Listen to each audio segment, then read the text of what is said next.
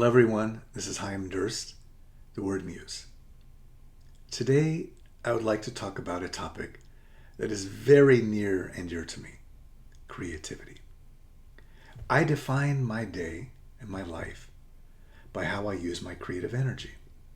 I wake up and the first thing I do is I post a digital work of art that I work on each day.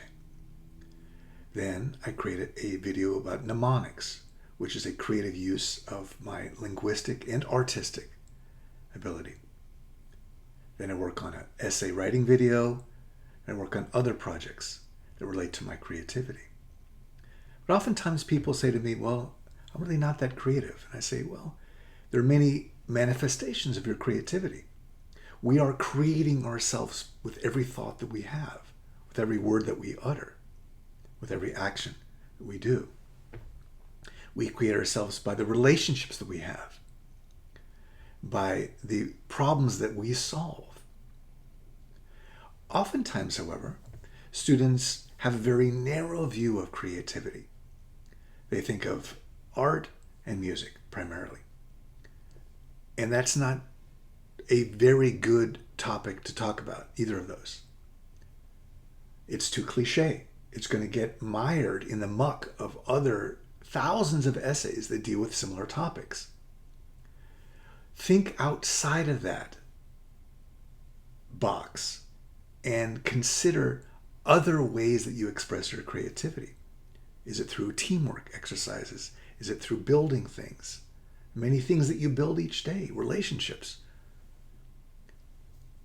Maybe there's practical things that you build in clubs. A few years back, many years back, in fact, over 15 years ago, a student came to my office and said, well, I'm going to write about my music. And I said, oh, okay, well, that's not going to help you. And they said, no, my mother really wants me to write about my musical instrument. I said, oh, okay. Well, if you have no choice, then let's find a really creative way to express your relationship with your instrument. And we're going to see how he did so here. So let's talk about creativity. Oftentimes students tell me, Mr. Durst, I'm really not that creative. And I say, well, you may be underselling yourself. For every thought that you have and every word and every action is an act of creation. You can express your creativity in any number of ways. There are certainly tangible ways, such as music and art, and there are intangible ways, like the way you think, how you solve problems, how you manage your relationships. Perhaps some people feel they're not creative because they're focusing more on the tangible. Well, I'm not an artist. I'm not a musician. Well, that's fine, but how do you solve problems? How do you manage interpersonal relationships? Let me ask you this. What are you most proud of creating? Is it a thing? Is it an idea? Or is it in a relationship? But I want you to remember that what you create and how you create is far less important as how that act of creation has shaped you. Once again, this is not a descriptive essay. I want you to always focus on who you are, how you got that way, and who you desire to be. What you learn about yourself and your patterns of response is far more important than the event or the act of creation. This is an essay about self-knowledge and self-discovery. Describing how, what, and why you create is just a means to express growth, discovery, and self-knowledge. I'm going to give an example here. A student of mine came to me saying, well, I'm a musician. And I said, oh, that's great. Please don't write about that because it's very cliche and it will probably be discarded among the other 30,000 other people who are talking about this topic. Maybe not that many, but thousands of others talk about this topic. And he insisted, so I said, okay, well, let's talk about it from a different perspective. So here we go. Is my memory too shallow to forget your frustrating attempts to elicit joy from my unwilling metal? You pluck me roughly, abrade me, and then expect me to create beautiful music. Wow, wow. As we go through this, I want you to think back to the other videos and the other tools that I've asked you to employ. Well, right off the bat, we've shifted the point of view. Who's talking to whom, right? And I want you to look at the pronoun usage, especially the usage of you. I was created to play second fiddle, it seems. Yet I want to lead, burst out of this fog of low harmonics, and lead your heart into different directions of my own choosing. I've always been a reluctant follower at best. Truculent is more like it. Follow your nature and follow, you implore.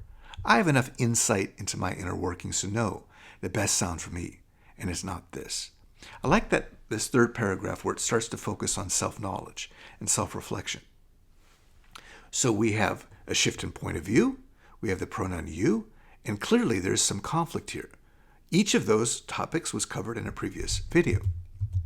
Haven't you noticed how adept I become at adapting to cacophony? I love that line. Adapt, cacophony. Just the sounds. Very gripping. You say leave the extemporizing to the solo artist. Yet I've been here all along, riffing in an unobtrusive way. I'd be content to continue if only you would pause from your head banging just once to notice all that I do for you, for the family father. Okay, now we start to see what's really going on here. You load me with your unfulfilled dreams and try to achieve them. Feel new vitality vicariously through me. I like that, vitality vicariously through me. But your heavy hand on my heart stifles my ability to resonate your laughter, what's left of it. Wow, the heavy hand, heart, that alliteration is very, very powerful.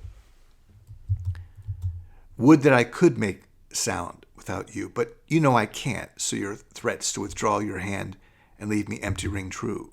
Even if the symbiosis of our relationship ties me tight, I'll always be the one that makes the sound, even if you're the one manipulating me. So why am I using this sample in a video on creativity? Well, he's writing this piece from the point of view of his instrument. Very unique, very gripping shift in perspective. Yes, he's talking about how he creates, but he's also talking about how he creates his relationship with his father, how he manages the pain, the frustration of being overburdened by his father's expectations. So there are many, many different aspects of an effective essay that appear here. The use of you, which I celebrate. This is an excellent example. I want you to go back and count how many times the author uses you. It has a very unique perspective, shifting. If he just wrote, well, I play an instrument, my dad wants me to play this instrument, don't really want to play this instrument, but I continue to play this instrument, that would be a boring essay. It probably would be tossed aside. But talking about himself from the point of view of the instrument shows great self-knowledge. The conflict in this essay is gripping. It pulls the reader in. You want to know what's happening. You have to read what goes on next. It shows vulnerability and self-knowledge. How you choose to express your creativity greatly defines your identity, right? Each day I wake up and say, okay, I'm going to create poetry. I'm going to create art. I'm going to create these videos. That defines who I am. I'm an artist. I'm a teacher. Throughout your essay, take the opportunity to express your creativity in very unique and compelling ways.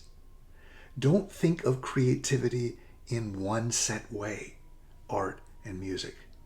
Think of it as any number of ways that you express yourself, because each one of those is a valid and important expression of who you are, how you got that way, and who you desire to be.